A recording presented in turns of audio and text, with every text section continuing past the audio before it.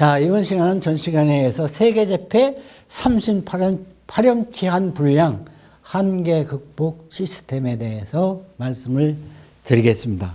일명 요거는 삼신 시스템이라고도 하고 고수도 시스템이라고도 합니다.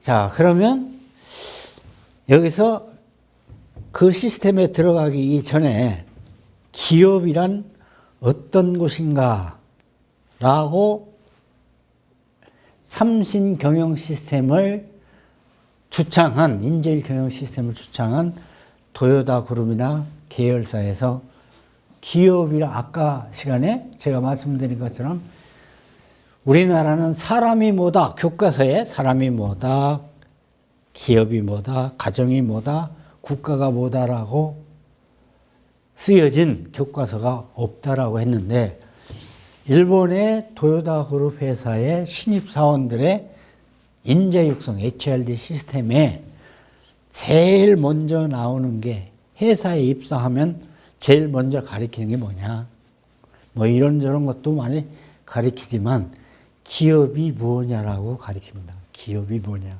요거부터 가르쳐줘요. 그 뭐냐라고 가르쳐주면 어떤 거냐, 기업의 주체인 사람의 생각이, 우이자, 사람인자, 사람의 생각과 행동이 정지하면, 그칠지, 정지하면 T와 Q와 C와 S, 어제 만들던 그 시간 그대로 만들고, 어제 만들던 품질 오늘 그대로 만들고, 어제 만들던 원가 오늘 그대로 만들고, 어제 작업하던 안전, 스마일, 신나게 일하는 거 그대로 만들면, 즉 어제보다 오늘 앞서 나아가지 못하면 너하고 나하고 먹고 사는 직업이 불가능한 곳이다 라고 가르쳐줘요. 그러면 기업이 살 수 있는 건 뭐냐? 기업이 살 수 있는 건 뭐냐? 경영을 해야 산다. 인생 경영도, 가정 경영도, 기업 경영도 국가 경영의 주체인 사람을 자율적, 공존적 행동이 가능하도록 교와 육을 연결하는 일련의 일이 경영이라고 가리킨다. 그래서 간단히 얘기하면 경영 매니지먼트는 사람, 어떤 사람이냐? 인생 경영의 사람, 가정 경영의 사람, 기업 경영의 사람, 국가 경영의 사람, 이 주체인 사람을 나이 먹은 놈으로 만드는 게 경영이다. 쉽게 얘기하면 나이 먹은 놈으로 만드는 게 경영이다, 나이 먹은 사람으로 만드는 게 경영이다라고 하는 얘기는 뭐냐? 여기 새로운 신자, 나이 먹는다는 얘기는 뭐냐면 환경 변화에 대해서, 변화된 환경 속에서 살아갈 수 있는 일을 누가 가르쳐 주지 않아도, 시키지 않아도, 노예처럼 부리지 않아도 자율적으로 알아서 행동할 줄, 일할 줄 아는 사람으로 만드는 걸 경영이다라고 가르쳐 준다고 말이에요. 그래서 이 세상에서 변화하지 않는 것은 없겠죠.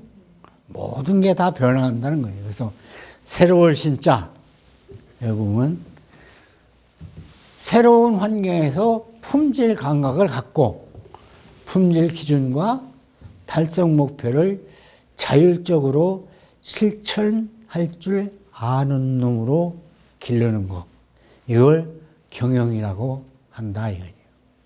그래서 쉽게 얘기하면, 예를 들면 가진 인생 경영 하면은 나를 누가 시키지 않아도 직장 생활에서 석유값이 떨어졌어. 석유가 안 팔려? 불황이 와? 그러면은 내가 이 일을 시간당 100개 생산하던 것을 150개 생산해서 원가를 낮춰갖고 경쟁사보다 싸게 팔아갖고 내 회사가 일어날 수 있도록 그렇게 해야 돼. 라고 새로운 생각, 감각을 갖고 거기에 맞춰서 더 좋게 품질의 하나의 기능을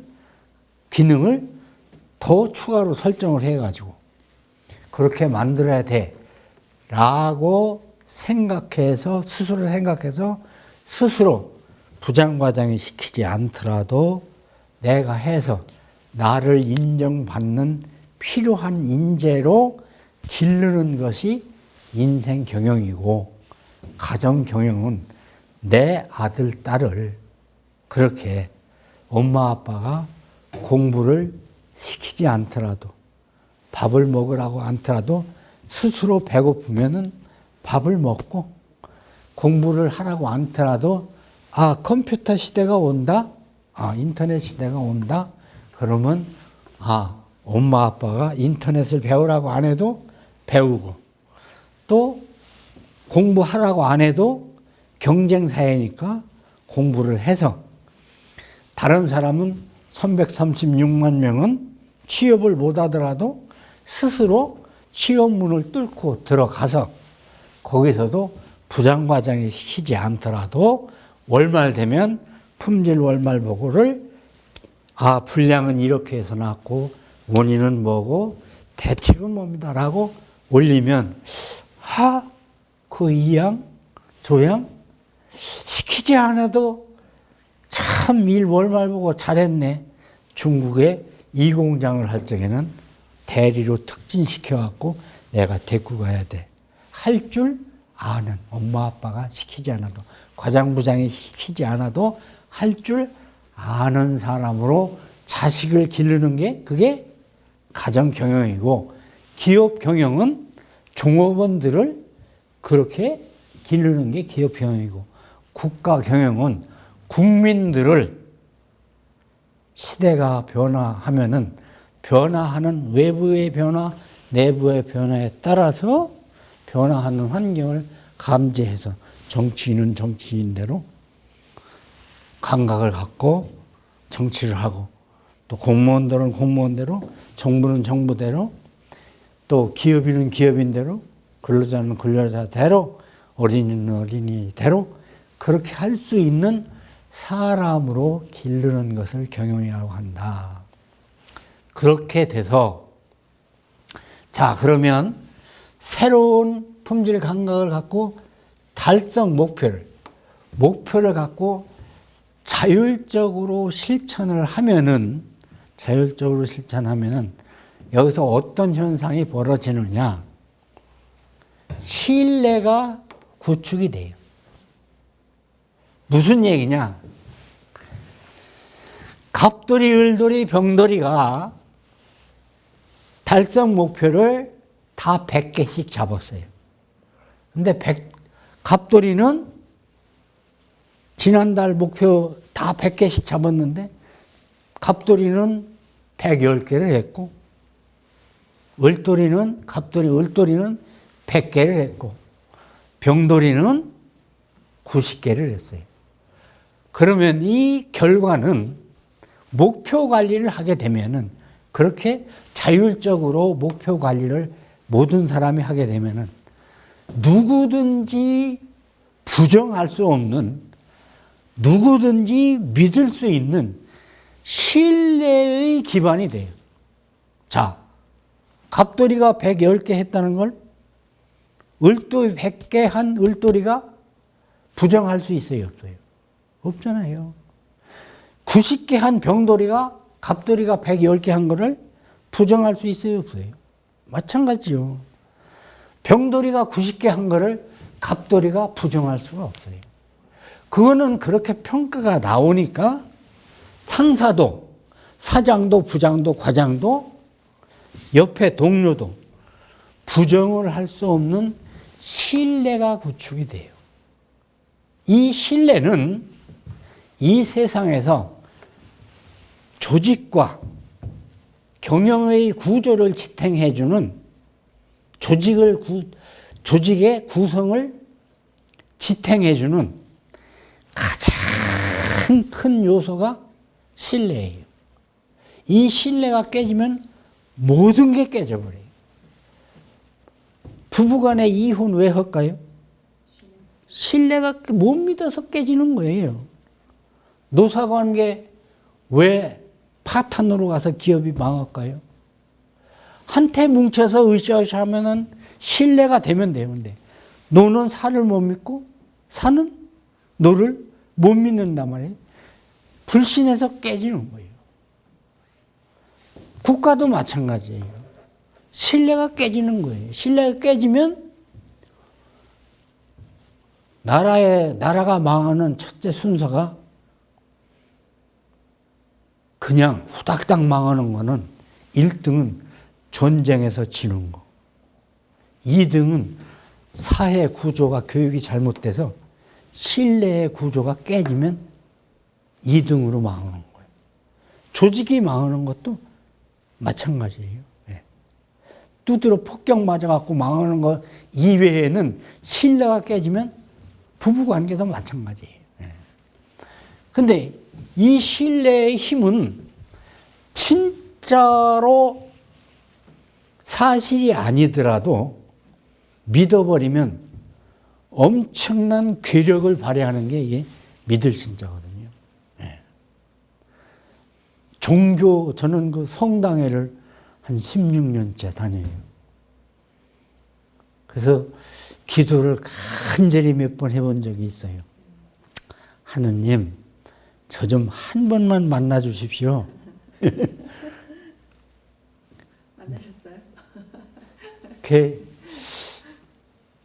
신부님이 오시면 술 한잔 먹고 신부님한테도 짓궂게 그런 얘기를 해봐요. 신부님은 하느님 만나셨어요? 만나셨다는 분도 계시고, 더 믿어야 만난다는 분도 계신데, 그 신부님들 중에 뭐라 그러죠? 더 믿으면 만나질 거다 그래요. 더 믿으면. 사실 믿음 속에서 신뢰가 있어서 생기는 거지, 어떤 형체가 있어서 생기는 건 아닌 것 같아요. 저 같은 참 무늬만 신앙인 사람이 하는 얘기 같지만, 근데 실질적으로 또 가장 그렇게 무서운 건 또 뭐예요? 무서운 게 신뢰가 깨지는 게 신앙의 힘이기도 해요. 믿어버리는, 사실이 아니라고 해도 믿어버리면 사실보다, 진리보다 더 위력을 발휘하는 게 이 믿을 신자거든요. 중동전쟁 무슨 전쟁이에요? 종교전쟁 아니에요? 종교전쟁. 그죠? 네. 엄청난 사람을 죽이잖아요. 근데 그 신앙의 원래의 모토는 뭐예요? 사랑 아니에요. 그죠? 좀 이상하잖아요. 원수도 사랑하라 했잖아요. 근데 막 죽이잖아요. 그죠? 이상하잖아요. 예. 그렇게 무서운 힘이 신뢰예요. 근데 이 목표 관리를 하지 않으면, 품질 기준에 갖고 목표 관리를 갑과 을과 병이 하지 않으면 믿을 수가 없게 돼요. 누가 몇 개를 했는지, 쉽게 예를 들면 이걸 안 하면 어떻게 되냐. 어느 회사에 신인사제도를 도입을 했는데 회사가 엄청 어려워졌대요. 들어가 보니까 인사고과를 했는데 보니까 이 목표 관리를 안 했는데 잘하는 사람한테 좀 더 월급을 주려고 인사고과를 했대요. 그리고 인사고과표를 보니까 한 4업적 달성도, 과정 진행, 지도력, 있어요. 근데 실제로 이 달성 목표 관리는 안 하고 그런 앙케이트식으로 했어요. 그렇게 해서 잘한다, 아주 잘한다, 그저 그렇다, 못한다, 아주 못한다. 땡그레미 해갖고 아주 잘한다가 많은 사람한테 10,000원을 일당을 더 얹어줬는데 누구 걸 뺏었다가 얹어줬냐? 가장 못한다가 많은 사람. 그런데 10사람 중에서 그 한 사람은 왕따가 됐고 10,000원 더 받은 사람은 이 9사람들은 뭐라고 하냐? 저 새끼 저거 부장 과장한테 술 깨나 사준 모양이야. 걔가 뭘 그렇게 잘해서 10,000원을 더 줬냐? 이런 이제 10,000원 뺏긴 사람은 이런 놈을 해서 다닐 필요가 없어. 일이 돼버렸고 관뒀고 8사람은 술 깨나 사준 모양이야. 일이 된 거예요. 그러니까 그 조직이 더 어려워지고 엉망이 돼버린 거예요. 그 나보고 그걸 어떻게 하면 좋겠냐 이거예요. 그렇게 했잖냐. 근거가 없잖냐. 그럼 어떻게 되냐. 왜 목표 관리를 안 했냐. 기준 관리, 목표 관리를 왜 안 했냐. 쉽게 얘기하면 일본 같은 경우는 한 사람이 종업원으로 있는 슈퍼에서도 몇 개 팔아야 이게 내 밥벌이가 되는가라는 걸 아는데 한 달 내내 그냥 시키는 대로만 했는데 뭘 갖고 평가를 해서 이 사람을 더 줬냐. 네. 그렇게끔 돼 있지 않냐. 그런 얘기를 했어요. 그래서 요 목표 관리를 하면은 환경 변화에 대한 그때그때의 목표 관리를 하면은 신뢰가 구축이 되고 너도 나도 쟤도 부정할 수 없는 신뢰가 구축이 되고 신뢰가 구축이 되면은 스스로 목표를 설정을 하고 목표를 향해서 내가 설정한 목표를 향해서 내가 스스로 일을 하면은 하는 일이 신나고 재미있어진다고 말이에요. 그러면 일이 빨라져요, 느려져요? 빨라지고 품질이 좋아지겠죠. 그리고 품질이 좋아지고 생산 시간이 단축이 되면 원가는 자동적으로 C, 코스트는 떨어진단 말이에요. 그러면 이익은 많이 남는다고 말이에요. 이익이 많이 나오면은 월급을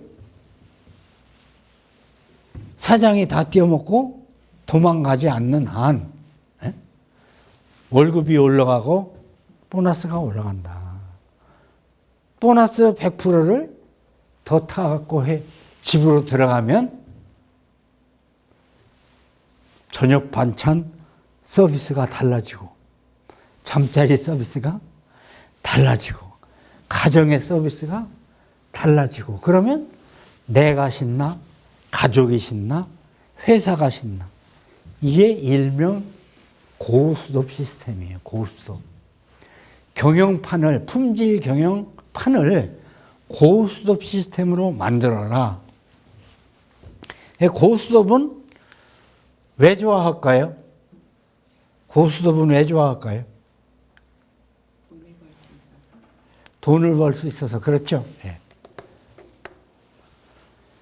뭐니 해도 생산관리에서 얘기하는 품질관리에서 얘기하는 삼현주의. 현장에서 현품을 보고 즉시 해결한다. 삼현. 그러니까 고수톱도 현장에서 현찰박치기를 하고 현금이 들어오고 그죠? 근데 고수톱을 체계적으로 왜 좋아하는가를 따져보면 회사에서 잔업을 하라고 해도 맹기하고 안 하는 사람도 고수톱 치러 가자 그러면 잔업수당이 생기는 일을 팽개쳐 두고 돈을 잃을 망정 고수톱을 치러 가는 사람이 많아요. 그 고수톱 왜 좋아할까? 그걸 보면은 고수도회는 주어진 환경에서 자기가 목표를 설정해서 전략을 짤 수 있는, 프로그램을 짤 수 있는, 자기 역량을 발휘할 수 있는 판이 제공이 돼요.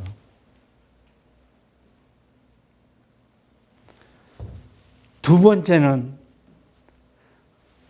그러한 판이 제공되는데 그 판이 제공되는 그 판의 모델이 어떤 거냐? 그 판의 모델이 어떤 거냐? 판의 모델은 룰이 공정한 경쟁의 룰이에요. 그냥 평범한 게 아니라 공정한 경쟁의 룰이에요. 만약 고수톱을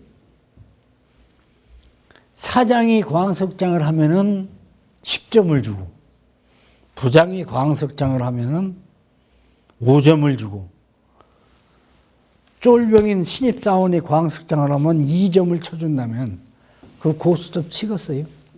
안 치죠. 누구나 광석장을 하면 3점이에요. 누구나 품질 관리나 생산 관리나 원가 관리나 영업이나 마케팅이나 개발이나 자기 목표를 달성하면은 100% 인사고과를 쳐줘요. 그렇듯이 고수톱은 주어진 환경 내에서 경쟁을 하면은 경쟁의 룰이 똑같아요. 두 번째는 주어진 환경이, 자기가 경쟁할 수 있는 환경이 자기가 유리한 환경 내에서 경쟁할 수 있도록 조성이 되어 있어요. 패가 홍단이 유리하면 홍단, 청단이 유리하면 청단. 그건 뭐냐? 품질은 품질 목표, 생산 관리는 생산 목표, 영업은 판매 목표. 그 가운데에서 자기가 목표를 달성하면은 소기의 전략을 완성할 수 있는 그런 판이다 그 말이에요. 네 번째, 또 왜 고수톱을 좋아할까요? 네 번째는 고수톱 혹시 칠 줄 아세요? 고수톱 룰에서